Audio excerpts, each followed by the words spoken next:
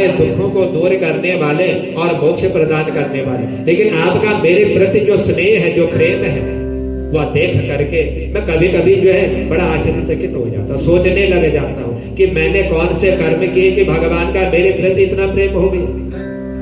सो कृपया करके इसी प्रेम के कारण आज मैं आपसे पूछना चाहता हूँ कि हे भगवान, ये परम पवित्र जो कार्तिक मास है, इस कार्तिक मास में जो एकादशी आती है कृष्ण पक्ष की, उसकी महिमा मैं आज आपसे श्रवण करना चाहता हूँ। आज मुझे जो है आप उस एकादशी की महिमा बतलाने की कृपा कीजिए। कहा भगवान ने कि हे राजन, ये जो कार्तिक मास है परम पुण्य, पाप नष्ट करने वाला, मोक्ष देने वाला, इसमें जो एकादशी जो परम कल्याण करने वाली होती है, सो हे महाराज उस एकादशी का नाम जो है रमा है। यह रमा नाम से विख्यात है। यह रमा एकादशी परम उत्तम फल को देने वाली और मोक्ष को प्रदान करने वाली, जो इस एकादशी की कथा श्रवण करता है, एकादशी का व्रत कर लेता है, उसके पाप ताप जो है सब नष्ट हो जाते, समाप्त हो जाते हैं। यह इतने पुण्य को देने वाली यह एकादशी है। सो हे महाराज, मैं आपको इस रमा नाम की एकादशी का पुण्य मनुष्य को कैसे प्राप्त होता है और कैसे वह जो है भगवान के वैकुंठ धाम को पहुंच जाता है, एक प्राचीन कथा में आपको श्रवण कराना चाहता हूं। तो आपको स्वतः ही मालूम हो जाएगा कि कार्तिक मास में रमा एकादशी का फल क्या है या कैसे मनुष्य को मोक्ष प्रदान करने वाली है। जो कार्तिक मास में एकादशी की कथा का श्रवण करता है, दूसरों को सुना देता है, तो कहते हैं कि उनके जो पाप ताप होते हैं यह सब जो है क्षण भर में समाप्त हो जाते, नष्ट हो जाते। तब कहने लगे, एक प्राचीन समय की बात है कि एक मुचुकुंद नाम का एक विख्यात एक राजा था, जो भगवान श्री कृष्ण के परम भक्त थे। सत्य नित्य भगवान की पूजा में ही संलग्न रहा करते थे, सत्य प्रतिज्ञ थे, कभी झूठ नहीं बोला करते थे, सत्य का पालन करते थे। और उसी सत्य का पालन करते हुए इन्होंने अपने राज्य में न जाने कितने वर्षों तक राजा बन करके जो है उस पद को संभाला हुआ था। इनके घर में एक नदियों में सर्वश्रेष्ठ उत्तम नदी के समान एक चंद्रभागा नाम की कन्या ने इनके घर में जन्म लिया हुआ था। राजा ने चंद्रसेन कुमार और शोभन के साथ अपनी उस कन्या का विवाह कार्य संपन्न किया। समय व्यतीत हुआ तो एक समय यह शोभन जो है अपने ससुर के घर में पहुंचा हुआ था। और जिस दिन अपने ससुर के घर में पहुंचा, उसी दिन कार्तिक मास की 10वीं तिथि, उस 10वीं तिथि में यह अपने ससुर के घर में था। और वहां इसने जो है राजा ने नगर में घोषणा करवा दी, सबको सूचना दे दी कि आज 10वें के दिन आने पर यह सूचना है का नगर में सबको बतला दिया कि एकादशी के दिन कोई भी भोजन ना करें। यह सारी सूचना नगर में जो है पहुंचा दी गई। इस सूचना को सुन करके आज शोभन जो है अपनी पत्नी चंद्रभागा से कहने लगा, जब उसने अपने ससुर के द्वारा ऐसी घोषणा नगर में सुनी, कहा कि हे प्रिय, अब मैं क्या करूं, मुझे इस समय जो है क्या करना है। 10वीं का दिन है, कल एकादशी आने वाली है, कार्तिक मास की रमा एकादशी, और मुझे क्या करना चाहिए। अब आप मुझे जो है इसकी शिक्षा दे, क्योंकि इसने कभी जीवन भर जो है कोई व्रत नहीं किया था और आज जो है अपनी पत्नी से पूछ रहा है। तो ये चंद्रभागा इस राजा की जो कन्या थी, जब 5 वर्ष की आयु थी इसकी, उस 5 वर्ष की आयु से इसने जो है एकादशी का व्रत करना प्रारंभ किया था। आज चंद्रभागा बोली कि प्रभु, मेरे पिता के घर में एकादशी के दिन कोई भी भोजन नहीं करता है। इतना ही नहीं, ये जो जानवर बने होते हैं, ये जानवर भी एकादशी के दिन भोजन नहीं करते। इनके जो जानवरों के बच्चे हैं, छोटे बच्चे, वह भी जो है एकादशी के दिन जो है अन्न ग्रहण नहीं करते, घास तक नहीं खाते। आज तक का ये हमारे इस राज्य में मेरे पिता का यह नियम है। जल तक का ये सेवन नहीं करते हैं, फिर मनुष्य कैसे भोजन कर सकता है, कैसे अन्न ग्रहण कर सकता है? सो हे प्राणनाथ, यदि आपने मेरे पिता के घर में यदि भोजन कर लिया तो उस भोजन को करने से आज मेरे पिता के इस घर में आप पहुंचे हुए तो आपकी बड़ी निंदा हो, आपको निंदित होना पड़ेगा। इसलिए आप इस समय जो है अपने मन में विचार करके अपने से चित्त को, अपने हृदय को आज आप जो है दृढ़ कर लीजिए, एक प्रण कर लीजिए कि जब नियम मेरे ससुर के घर में है कोई भोजन नहीं करेगा, इसलिए आप प्रण कर लो, नियम कर लो। सोबन ने कहा कि हे प्रिय, आज तुम्हारा कहना बिल्कुल उचित है, तुमने बिल्कुल सत्य बात कही हुई है। मैं भी आज जो है उपवास करूंगा और जैसा देवताओं का विधान होगा, जैसा उनका फल मिलने वाला होगा, वह फल आज मुझे प्राप्त होगा। लेकिन मैं जो है आज वही करूंगा जैसा आप कहोगे, जो आप कहोगे मैं वही करूंगा। भगवान ने कहा इस प्रकार दृढ़ निश्चय करके आज सोबन जो है उस एकादशी के व्रत का इसने जो है नियम कर लिया, एकादशी के व्रत का इसने आज पालन करना प्रारंभ कर लिया। भूख से आज जो है उसके शरीर में पीड़ा होने लगी, बड़ा दुखी हो गया, मन नहीं था व्रत करने का। इसलिए कहते हैं यदि किसी का किसी काम को करने के लिए मन ना हो तो उसे कभी जबरदस्ती नहीं करनी चाहिए। बच्चा मंदिर नहीं जाता है, जबरदस्ती नहीं भेजना चाहिए, क्योंकि इसका फल नहीं मिलता।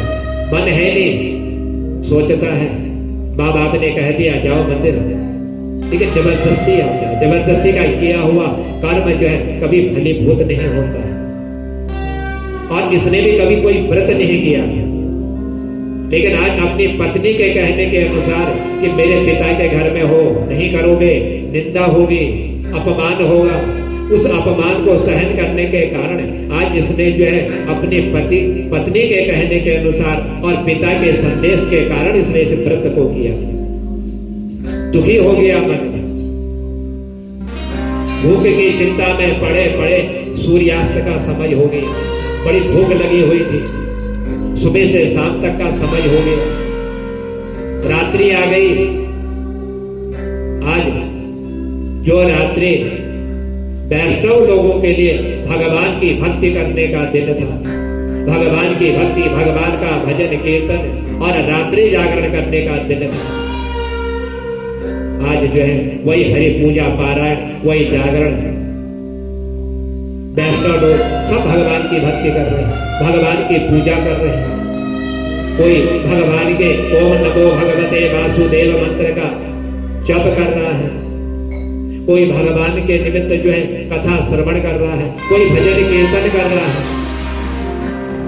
लेकिन सारे वैष्णव लोगों को ये रमा एकादशी की जो रात्रि का दिन था वो हर्ष को देने वाला था, लेकिन वही जो है आज वही रात्रि इस सोबन के लिए जो है अत्यंत दुखदायी हो गई, दुख देने वाली हो गई। क्योंकि जो भजन भक्ति कीर्तन कर रहे थे वो श्रद्धा भाव से कर रहे थे, लेकिन सोबन को जो है कोई श्रद्धा नहीं थी कि मेरे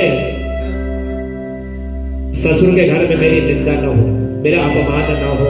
पत्नी के कहने पर इसने जो जबरदस्ती व्रत को किया है, आज सब जो है रात्रि में भगवान का भजन कीर्तन कर रहे थे। रात्रि व्यतीत हो गई, सुबह सूर्योदय का समय आ गया।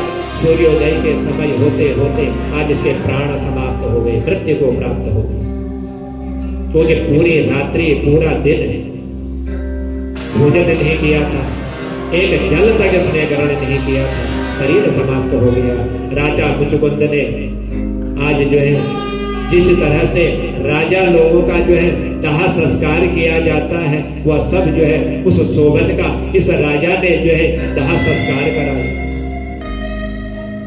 आज अपने पति को मृत्यु हुआ देख करके चंद्रभागा इस पति के पारलौकिक कर्म जो प्रथम दिन जब मृत्यु होती है उस दिन से लेकर के 12 दिन तक जो कर्म किया जाता है वह सब कर्म जो है इसने आज अपने पिता के घर में रह करके वह सारे कर्म अपने पति के, और जब पति के सारे कर्म कर लिए तो हे राजा, यह रमा नाम के एकादशी के व्रत के प्रभाव के कारण, क्योंकि मन में तो श्रद्धा नहीं थी, पत्नी के कहने के अनुसार किया था, थोड़ा सा पुण्य प्राप्त हो गया, उसी पुण्य के कारण आज शोभन जब मृत्यु को प्राप्त हुआ तो इसने जो है मंत्रांचल नाम के शिखर पर बसे हुए परम रमणीय एक देवताओं का जो नगर था वह नगर आज इस शोभन को प्राप्त हो गया।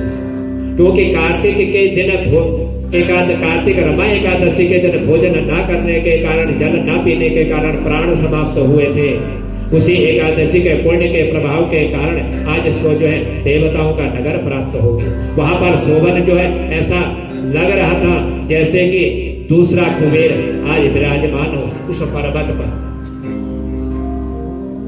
राजा मुचुकुंद ने उस नगर में एक ब्राह्मण रहा करता था, बड़ा ज्ञानी, बड़ा विद्वान, भूत भविष्य सब कुछ जानता था, इसका नाम था शोभन। ये शोभन नाम से विख्यात था। एक समय जब ब्राह्मण देवता कहीं तीर्थ यात्रा के ले जा रहे थे तो घूमते घूमते अचानक ये जो है उसी पर्वत पर पहुंच गए, जिस पर्वत पर यह शोभन जो है कुबेर के समान शोभायमान हो रहा था, कुबेर के समान दिख रहा था। वहां पर जब इन्होंने देखा, शोभन पर दृष्टि पड़ी, समझ लिया ये तो नगर के राजा का जमाई है जो आज इस मंत्रांचल नाम के पर्वत पर यह विराजमान है। पहचान लिया राजा के दामाद को, तुरंत पहुंच गए उसके समीप, जिस मंत्रांचल पर्वत पर कोई जा नहीं सकता क्योंकि देवताओं का बनाया हुआ वह नगर था। लेकिन यह ब्राह्मण भगवान की भक्ति, भगवान का कीर्तन, नित्य प्रति यही कर्म किया करता था। पहुंच गया आज शोभन के उस नगर में जहां पर यह शोभन कुबेर के समान जो है विराजमान हो रहा था। शोभन भी उस समय जो है इस राजा को, सोम शर्मा को अपने समीप आया हुआ देख करके आज जो है अचानक अपने सिंहासन से खड़ा हुआ और उठ करके इसने आज जो है इस राजा को दंडवत प्रणाम किया, और प्रणाम करते हुए क्रमशः इसने आज जो है सब कुछ ब्राह्मण से पूछने लग गया कि ब्राह्मण देवता, आज जिस नगर से तुम यहाँ आए हो वहां पर मेरे ससुर सकुशल है या नहीं है, और मेरी जो पत्नी है वह पत्नी सकुशल है या नहीं है। और उसके बाद नगर में जितने लोग थे सबकी यह जो कुशल पूछने लग गया कि नगर में रहने वाले जितने भी व्यक्ति सब सकुशल हैं, सबका समाचार इसने पूछा।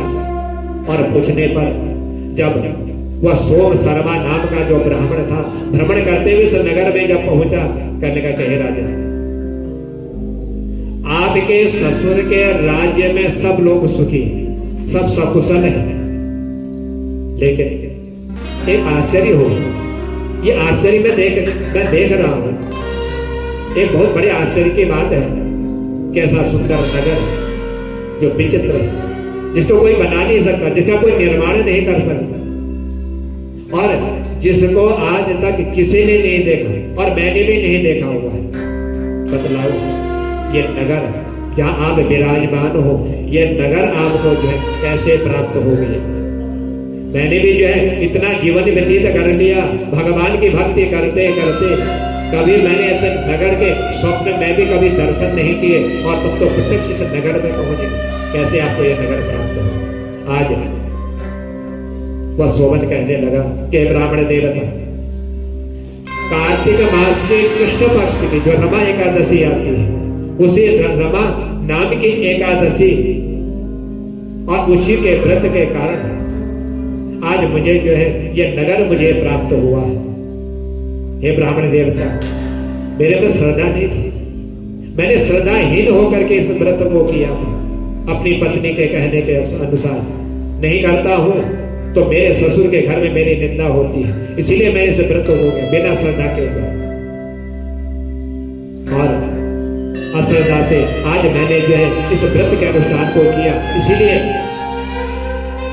मैं ऐसा मानता हूँ कि जिस नगर में मैं रह रहा हूँ, जो मुझे जो है अश्रद्धा से किए हुए एकादशी के उपवास के कारण जो नगर मिला हुआ है, यह कभी भी जो है स्थिर रहने वाला नहीं है, यह कभी न कभी जो है नष्ट हो जाए।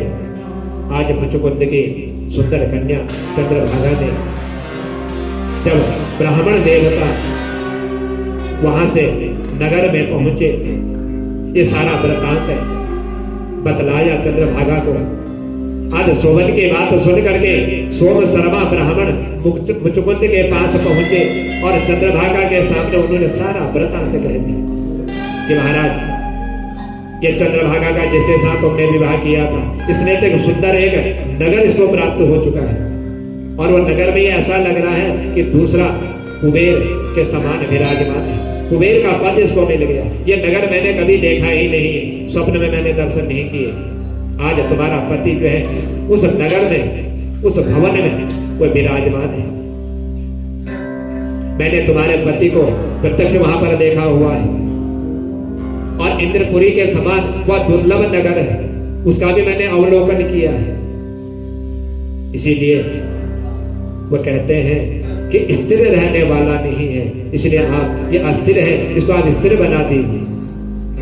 आज चंद्रभागा ब्राह्मण से कहने लगी, हे ब्राह्मण देवता, मेरे मन में आज बड़ी लालसा हो रही है, मैं अपने पति के दर्शन करना चाहती हूँ। आप मुझे उस स्थान पर ले चलिए जहां पर मेरे पति उस पर्वत पर जो है विराजमान है, मैं वहां जाना चाहती हूँ, मुझे आप वहां ले चलिए। मैंने जो पुण्य किया हुआ 5 वर्ष की आयु से लेकर के आज तक का जो एकादशी का मैंने व्रत किया, उस एकादशी का जो पुण्य है, उस एकादशी के ही पुण्य से आज मैं इस नगर को जो है स्थिर बना दूं, या कभी ये नगर जो है नष्ट होने वाला नहीं होगा। तो कि कार्तिक मास की ये जो रमा एकादशी है, इस एकादशी के व्रत का प्रभाव ही ऐसा है कि न जाने कैसे कैसे पापों को यह नष्ट कर देती है, अनजाने में किए हुए पापों को नष्ट करती है। लेकिन जो जानबूझ करके पाप कर लेता है, उसके बाद एकादशी का व्रत कर ले, वो पाप नष्ट नहीं होते, अनजान में किए हुए पाप ही नष्ट होते हैं। और इसीलिए मैं जो है उस 5 वर्ष की आयु के द्वारा एकादशी के व्रत के पुण्य के कारण आज इस नगर को मैं जो है स्थिर बना दूंगा। तो भगवान ने कहा कि हे राजा, आज चंद्रभागा की ये बात सुन करके वह सोम शर्मा नाम का ब्राह्मण मंद्रांचल पर्वत के निकट जो है वामदेव ऋषि के आश्रम में पहुंच गए, क्योंकि जहां पर ये सोम शर्मा जिस नगर में रहता था, उस नगर में उस स्थान पर जाने के लिए इनको जो है दिव्य दृष्टि की आवश्यकता थी। इसीलिए लेकर के पहुंचे वामदेव ऋषि के आश्रम में। वहां पर जो है ऋषि ने मंत्रों की शक्ति के द्वारा आज जो है उस एकादशी के सेवन के कारण ये चंद्रभागा का जो शरीर था, वह शरीर जो है दिव्य बन गया। ऐसी गति प्राप्त हो गई कि वह सब कुछ देख सकती है, जिस पर्वत को कोई जिसका दर्शन नहीं कर सकता, आज ऐसी दृष्टि उसको प्राप्त हुई कि उसका भी दर्शन वह कर सकती है। इसके बाद आज यह जो है उस मुनि के आश्रम से इन्होंने प्रस्थान किया, उस मंत्रांचल नाम के पर्वत की ओर। पर्वत के समीप गए, उस समय इनके नेत्र जो है बड़े आनंदित हो रहे थे, मन में आज बड़ी जिज्ञासा थी, मन बड़ा प्रसन्न हो रहा था। काफी समय हो गया था पति को गया हुआ, लेकिन आज सोच रहे थे कि आज मुझे अपने पति के दर्शन करने का अवसर प्राप्त हो रहा है। बड़ा आनंद इसको आया, मन बड़ा खिल गया, अपनी प्रिय पत्नी को आया देख करके आज शोभन भी जो है बड़ा प्रसन्न हो गया। इसको भी जो है बड़ा आनंद प्राप्त हुआ कि आज इतने समय के बाद हम एक दूसरे से दूर रहे, मेरी मृत्यु हो गई, ये पर्वत मुझे प्राप्त हुआ। आज दोनों जो है बड़े आनंदित हैं।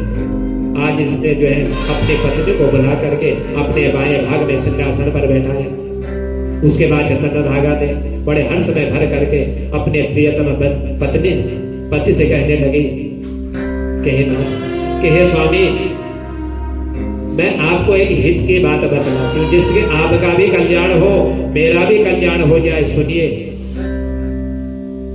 जब मैं अपने पिता के घर में रहा करती थी। उस समय मेरी आयु जो है 5 वर्ष की थी। उस 5 वर्ष की आयु में और आज तक की आयु तक ये जो बीच का जितना भी समय है, ये बीच के समय में मैंने एकादशी का व्रत किया और उसी एकादशी का जो पुण्य है वह पुण्य आज मेरे अंदर जो है विराजमान है।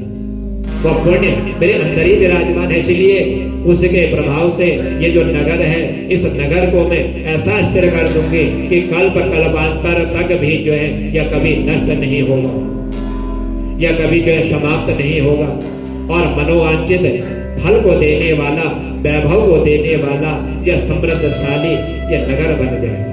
यह मैं एकादशी के पुण्य के प्रभाव के कारण आज इसको जो है स्थिर कर दूंगी। तो हे राजा, इस प्रकार ये जो रमा एकादशी है, इस रमा एकादशी के प्रभाव के कारण आज चंद्रभागा जो है दिव्य भोग, दिव्य रूप और दिव्य आभूषणों से विभूषित होकर के आज उस मंत्रांचल नामक पर्वत के शिखर पर अपने पति के साथ जो है निवास करने लगे।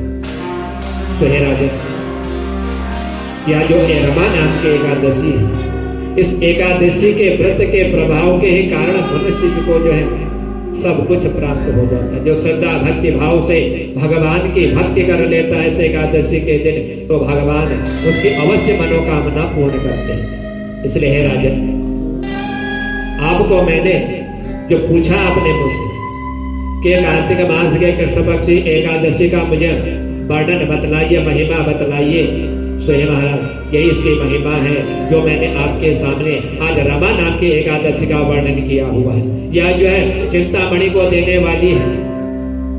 कोई चिंता में पड़ा हुआ हो, चिंता से ग्रसित हो, भगवान के ओम नमो भगवते वासुदेव के मंत्र का स्मरण कर ले, चिंताएं दूर हो जाती है। या कामधेनु के समान सभी मनोरथों को पूर्ण करने वाली, जो श्रद्धा के द्वारा भगवान का चिंतन कर लेते हैं, भक्ति पूजन कर लेते हैं कि मैंने ये दोनों कृष्ण पक्ष और शुक्ल पक्ष, ये कार्तिक मास के दोनों पक्षों की जो एकादशी है, ये दोनों एकादशी एक ही फल को देने वाले, एक ही समान है। इन दोनों का फल एक ही होता है, चाहे वह शुक्ल पक्ष की हो चाहे कृष्ण पक्ष की हो। ये दोनों एक ही जो है फल को देने वाले हैं और पाप को नष्ट करने वाले हैं। सो हे महाराज, जिस तरह से मनुष्य जो है काली और सफेद 2 रंग के गायों को पालता है, लेकिन उन दोनों गायों का दूध एक ही होता है।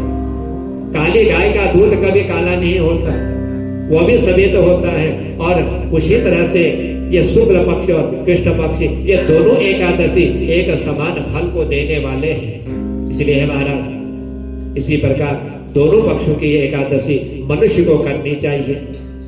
जिन एकादशियों से समस्त एकादशियों का फल भी जो है मनुष्य को प्राप्त हो जाए। इसलिए हमारा मैंने आपको जो है ये एकादशी का व्रत का मैंने आपको वर्णन बतलाया, जिस एकादशी के श्रवण मात्र से ही मनुष्य पाप से मुक्त हो जाता है और जो भगवान विष्णु के परम लोक में जो प्रतिष्ठित हो जाता है, पूजनीय हो जाता है। जन्म मृत्यु के बंधन से भी जो है उसको मुक्ति प्राप्त हो जाती है। वही कार्तिक मास की इस रमा एकादशी का वर्णन मैंने आपको यह श्रवण कराया हुआ।